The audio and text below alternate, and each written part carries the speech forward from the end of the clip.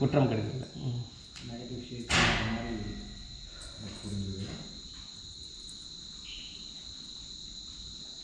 நானே இப்போ 2-3 டைம் பார்க்குறேன்.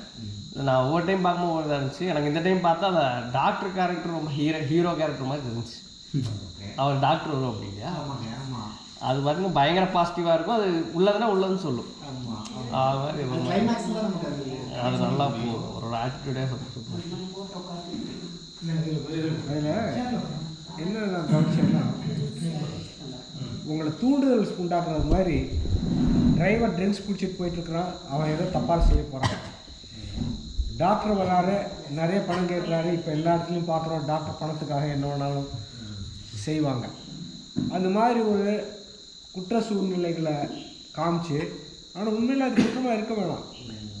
நமக்கு ஒரு பயம் உண்டாது. அதனாலேயே சமுதாயத்தில் நமக்கு சில தவறுகள் உண்டாக இது செய்கிறோம். எல்லாத்தையும் விட முக்கியம் என்னென்னா குற்றம் கடிதல். அதுக்கு என்ன தண்டனை அப்படின்னா, சில நாடுகள்லேயே நடந்திருக்கு. ஒரு புரட்சிகளுக்கு அப்புறமா யாராவது ஒரு தவறு செய்தால் அவங்க எல்லாருக்கும் நடுவில் தன்னோட குற்றத்தை ஒத்துக்கணும். அதுதான் அவங்களுக்கு பனிஷ்மெண்ட்டு, லாஸ் ஆஃப் ஃபேஸ். ஆனால் நம்ம சமுதாயத்தில் எப்படின்னா, நம்ம தப்பு செய்துட்டோம்னா ஏதாவது ஒரு சாக்கு கண்டுபிடிப்போம். அது அப்படி இல்லை, அதனால் இப்படி ஆகிடுச்சு, என்னுடைய தவறு நேரம் நான் ஒத்துக்கணும், அப்போ தானே நம்ம திருந்தோம். நம்ம பார்த்து குழந்தைங்களுக்கு தவறு செய்தால் உடனே சொல்லணும், நான் தவறு செய்துட்டேன் அப்படின்னு. அதுவே ஒரு தண்டனை. மேற்கொண்டு குற்றங்கள் ஏற்படாமல் இருக்கிறது, தவறுகள் ஏற்படாமல் இருக்கிறதுக்கு ஒரு சூழ்நிலை உண்டாகும். அந்த குற்றம் கடிதல் அதுதான் ரொம்ப முக்கியமாக. சரியான குற்றத்தின் கடிதல்னு சொல்லும்போது பனிஷ்மெண்ட் சொல்ல குற்றத்தை தவிர்த்தல் தான். அதை தவிர்க்கிறதுக்கு என்ன செய்யணும்னா குற்றத்தை ஒத்துக்கணும். கடைசியில் அந்த கேரக்டர், அந்த டீச்சருடைய கேரக்டர் சொல்கிறாங்களே, நான் செஞ்சது தவறு அப்படின்னு. அதுதான் உண்மையான அவங்களுக்கு தண்டனை. தண்டனை என்ன, ஒரு செல்ஃப் கிளீனிங். தண்டனையாக தான் மன்னிப்பு. மன்னிப்பு ஆனால் சில இதுகள்லாம் கோயிலில் கூட இவர் பிரசாதத்தை போய் மன்னிப்பு கேட்குறாங்க. அது ஒன்று கொண்டு தான் மற்றவங்களுக்கு தெரியறதில்லை. ஆனால் இது பப்ளிக்காக எல்லாருக்கும் எதிர ஒத்துக்கணும், நான் தவறு செய்துட்டேன். அப்போ தான் கிளீன்சிங் நடக்கும். அது அந்த விதத்தில் எனக்கு புரிஞ்சுது. அது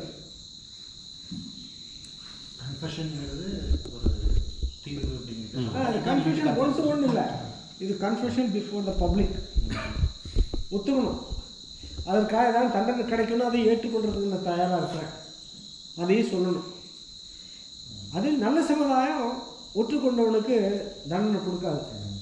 இந்த இதில் யூஎஸில் லீகல் சிஸ்டமில் கூட அந்த ஆமாம், நீங்கள் ஒத்துக்கிட்டீங்கன்னா அவங்களுடைய தண்டனை குறைஞ்சிருக்கு.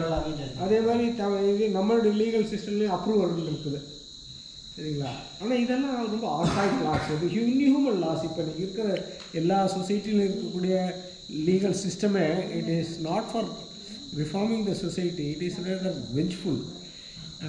அதனால் இந்த குற்றத்தை ஒத்துக்கிறது மற்றும் நான் அதுக்கு தண்டனை ஏற்கத்தான். இதே இந்த கடைசியாக நம்ம பார்த்த படத்தில் அதே தான். இந்த 4 கேரக்டரும் கடைசியில் போய் தன்னுடைய இதை குற்றத்தை ஒத்துக்கிறாங்க. குற்ற மனப்பான்மையிலேருந்து வெளியில் வரணும். குற்ற மனப்பான்மை மனசுக்குள்ளே வச்சுட்டே இருந்தோம்னா மேற்கொண்டு குற்றங்கள் செய்வோம். நம்மளுடைய பர்சனாலிட்டியை நாமவே இன்னும் கெடுத்துட்டு இருப்போம், அழுக ஆரம்பிச்சிடும்ல. இந்த கடைசியாக பார்த்த படத்துலேயும் அதே மாதிரி தான் இருந்துச்சு. Just relating to it. ஆனால் நேற்று ஃபிலிமில் அந்த பையன் டீச்சர் அடித்ததுனால சாகலை. அவனை ஆல்ரெடி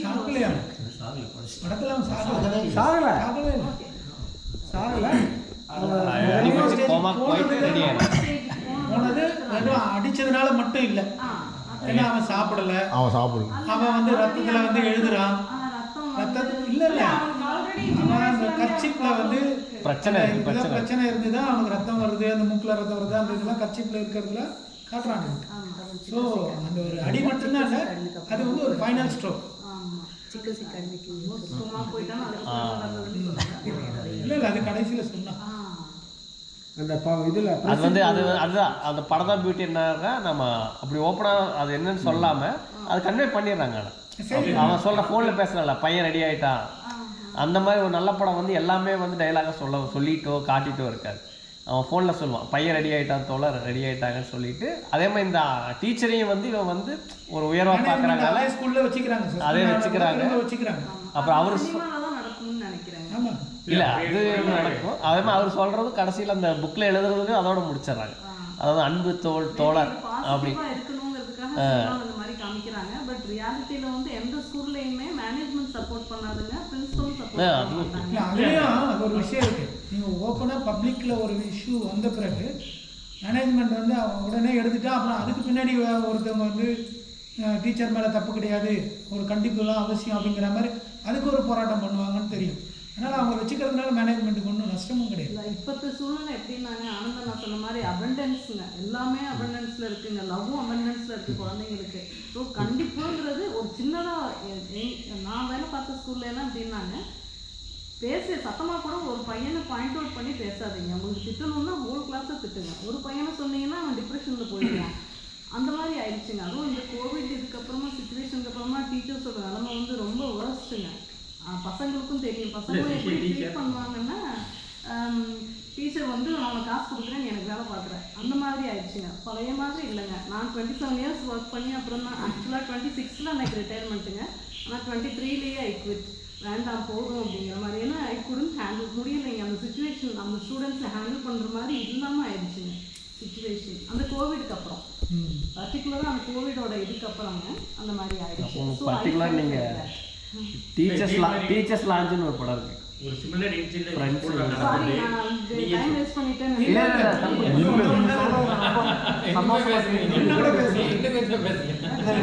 நான் ரொம்ப ரசித்து கேட்டுட்டு இருக்கேன் சீரியஸாக. ஏன்னா எங்கள் அப்பாலாம் வந்து எங்கள் ஸ்கூலில் சேர்த்தும் போது டீச்சர்ஸ் தான் கண்ணை மட்டும் விட்டு அப்பா மட்டும் இல்லை, எல்லா யூகே லண்டன் பொறுத்தளவுக்கு ரவுடிசம்னா அண்டர் 16, ட்ரக்ஸு, டீன் ப்ரெக்னன்சி எல்லாமே ஜாஸ்தி. ஏன்னா பல வருஷங்களுக்கு முன்னாடி யூகேல இந்த லா கொண்டு வந்தாங்க. Students should not, teachers should not use the cane. பெரம்பில் அடிக்கிறது அங்கேயும் இருந்தது, பினாப் அட்டாக்ஸ் அடிக்கிறதெல்லாம் நிறுத்தினாங்க. இன்றைக்கி யூகேல இருக்கிற ரவுடிகள், அட்டூழியம் பண்ணுறோம், அயோக்கியத்தனம் பண்ணுறோம் எல்லாருமே 16 வயசு கீழே. நீங்கள் உங்கள் குழந்தைய அடிக்கிற பார்த்து ஒருத்தர் சொல்லிட்டான்னா you have to be in jail. இது என் ஃப்ரெண்டுக்கு நடந்துருக்கு. ஸோ இவ்வளவு நீங்கள் குழந்தைகளை வந்து ரொம்பவும் இது பண்ணிகிட்டு இருக்கீங்க அப்படின்னா தே ஆர் த ஃப்யூச்சர் இல்லையா? நீங்கள் இப்படி எல்லாம் டீச்சர்ஸ் தவறானவங்க, அவங்களும் படிச்சுட்டு தானே வந்திருக்காங்க. If you have your own வீட்டில் உங்களுக்கு ஒரு ப்ராப்ளம், உங்கள் ஒய்ஃபோட சண்டை இங்கே வந்து காட்டுறீங்கன்னா அது தப்பு. ஒரு பையன் தப்பு பண்ணியிருக்கான், அவனை கண்டிக்கக்கூடாதுன்னு சொல்கிற எந்த சமுதாயம் உருப்படாது. இந்த படம் வந்து சும்மா ஒரு பொலிட்டிக்கலுக்காக கொடுத்ததே ஒழிய ஈவன் கிட்ஸ் நீங்கள் வீட்லேயும் கண்டிக்கணும், ஸ்கூல்லையும் கண்டிக்கணும், ஏன் ரோட்டில் இருக்கிறவங்க கூட கண்டிக்கணும். பண்ண மாட்டிங்கன்னா அப்போ இப்படி தான் சுற்றிட்டு இருக்கும், எல்லாமே புழக்கமாயிட்டு இருக்கும், எவனும் எதுவும் கேட்க முடியாது. So I was actually enjoy. I think you are teacher but you right. So உங்கள் point of view correct. I am against it totally. எந்த சொசைட்டியாக இருந்தாலும் இன்றைக்கி நீங்கள் வந்து கேமரா வைக்கலைன்னா ஃபாஸ்ட்டாக போகிறாங்க. யூகேல போக மாட்டான், ஏன்னா கேமரா இருக்குது, போக மாட்டான், அவன் அந்த மெயின்டைன் பண்ணுறான். ஈவன் நீங்கள் தப்பாக ஓட்டாலும் கூட வரவன் கரெக்டாக வருவான். அங்கே ரவுண்ட் அபவுட்டில் ரைட்டில் இல்லை வழி விட்டால் போகணும், இத்தனை ரூல்ஸ் அத்தனை கேமரா வச்சதுனால தான் வந்துச்சு. இப்போ நீங்கள் வந்து எல்லாம் செல்ஃப் டிசிப்ளின் நீங்கள் நினச்சிட்டு இருந்தீங்கன்னா நோ, இதுதான் சில நேரங்களில் சில மனிதர்கள். அந்த படத்தோட வித்தியாசம் நமக்கும் சந்தர்ப்ப சூழ்நிலை மாறும். எனக்கும் தப்பு செய்யறதுக்கு ஒரு சந்தர்ப்பம் கிடைக்குமோ நான் பண்ணுவேன். அது கேமரா இருந்ததுன்னா பண்ண மாட்டேன். We have to force. So நீங்கள் சொன்ன மாதிரி குற்றம் வந்து எல்லோரும் ஒத்துக்கணும்னு சொல்கிறாங்க சார். ஒத்துக்க மாட்டாங்க, ஒத்துக்கணும். அது வந்து சார் உங்களை மாதிரி ஒரு 60 இயர்ஸ்க்கு மேலே வந்ததுக்கப்புறம் தான் அது நடக்கும். இதுதான் சைக்காலஜி. சின்ன குழந்தை ஒன்று உடைச்சிட்டு அம்மாட்ட ஒத்துக்காது, அவங்க உடைச்சிட்டா அண்ணன் உடைச்சிட்டாங்க. எனக்கு தெரியல அண்ணன் மேலே இது, ஏன்னா இது வந்து ஹியூமன் சைக்காலஜி. கரெக்டு. இதை நீங்கள் மாற்றணும்னு பார்த்தீங்கன்னா உங்களுடைய நீங்கள் சரித்திரத்தை மாற்றணும், உங்களுடைய சிவிலைசேஷனை மாற்றணும், கலாச்சாரம் எல்லாத்தையுமே நீங்கள் மாற்றிட்டு வரணும். இல்லை முக்கியமாக இந்தியன்ஸ் கிட்ட இப்போ பிரச்சனை ஒன்று முக்கியமானது மாற்ற வேண்டியது என்னன்னா சிவிக் சென்ஸ். நம்மளோட சிவிக் சென்ஸ் தான். அதான் கனடாவிலேருந்து ஃப்ரான்ஸ்லேருந்து இப்போ நான் டோட்டல் ரெடி ஆகிட்டானுங்க. என்ன ரீசனாக நம்ம இங்கே என்னெல்லாம் அட்டூழியம் பண்ணமோ அதெல்லாம் அங்கே போய் பண்ணும்போது அவங்களுக்கு பயங்கரமாக இரிட்டேட் ஆகிறானுங்க. இரிட்டேஷன் தான். அதான் இப்போ ஃபேமஸாக எல்லாருமே சொல்லுவாங்க, நதிகள் இதெல்லாம் வந்து எங்கே நதியெல்லாம் நதியாக மதித்தாங்களோ அங்கெல்லாம் நதியாக இருக்குது. நம்ம நதியை எங்கெங்கே கடவுளாக பண்ணமோ, பெண்களாகட்டும் நதிகளாகட்டும், நம்ம கடவுளாக எப்பப்போ கொண்டாட ஆரம்பிக்குமோ அப்புறம் தான் நம்ம போட்டு சங்கிலி போட்டு இழுக்கிறோம். அந்த வேலையை நம்ம தெளிவாக பண்ணுவோம். அதனால் நம்மளுக்கு மெயின் வந்து சிவிக் சென்ஸ் ரொம்ப வீக்கு. நம்ம அதை ஒத்தே ஆகணும். ஒரு காரில் போகும்போது பேப்பரை கூட வெளியே போடுறது வந்து நம்ம எவ்வளோ அசால்ட்டாக போடுறோம். என்ன பண்ணுறோம் அப்படிங்கிறத விஷயம். இது வந்து நல்ல படங்கள் என்ன பண்ணால் இதை வந்து நம்மளுக்கு பாயிண்ட் அவுட் பண்ணி காட்டும். நம்ம இப்போ எல்லாருமே புத்தர்கள் கிடையாது, ஆனால் ஆக ட்ரை பண்ணலாம்ல, 100% ஆகலாம் அப்படிங்கிறதான். அதுக்கு நம்ம இந்தியன்ஸ்கிட்ட நான் அதுவும் இப்போது வீடியோஸ்லாம் பார்க்கும்போது பயமாக இருக்குதுன்னா கனடாலாம் அப்படி போகிறானுங்க ட்ரெயினில். அவங்க இப்போ இந்தியன்ஸ்னாவே மோசம் அடிச்சு துரத்தலாங்கிற ரேஞ்சுக்கு வந்துடுவாங்க போலக்கு. அது வீடியோ எத்தனை பேர் பார்த்தீங்கன்னு தெரியல. கனடா ட்ரெயின்லலாம் இந்த நம்ம வழக்கம் போல் கால் மேலே போடுற மாதிரி சீட்டுக்கு மேலே ஒரு உட்கார்ந்தோம்னா சீட்டு காலியாக இருந்தாலும் அதுக்கு மேலே கால் போடக்கூடாதுங்கிறது ஒரு சிவிக் சென்ஸு. அது நம்மக்கிட்ட இல்லவே இல்லை.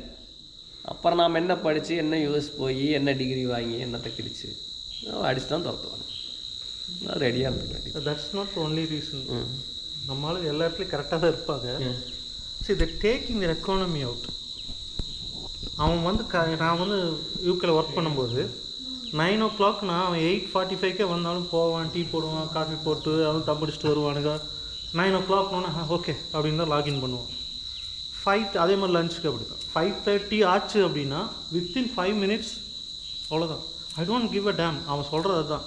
Saturday Sunday don't disturb. Friday ஆச்சுன்னா அவனோட லைஃப்பில் வந்து ஒரு part of his life he is giving to the company for compensation. நமக்கு லைஃபே கம்பெனின்னு உட்கார்றோம் இல்லைங்களா? So that is the main issue. நம்மகிட்ட இருக்கிற ஒரே ப்ராப்ளம் செய்யும் தொழிலே தெய்வம் இறங்கிடுறோம். இப்போ என்னன்னா உங்களுக்கு இன்னொருத்தனை ஹையர் பண்ணுவான் இல்லையா, 5:30 அவன் கிளம்புறான்னா இன்னொருத்தனை ஹையர் பண்ணி 2 சம்பளமாக கொடுப்பான். நம்ம இல்லை சார் நான் பண்ணுறேன் சார்.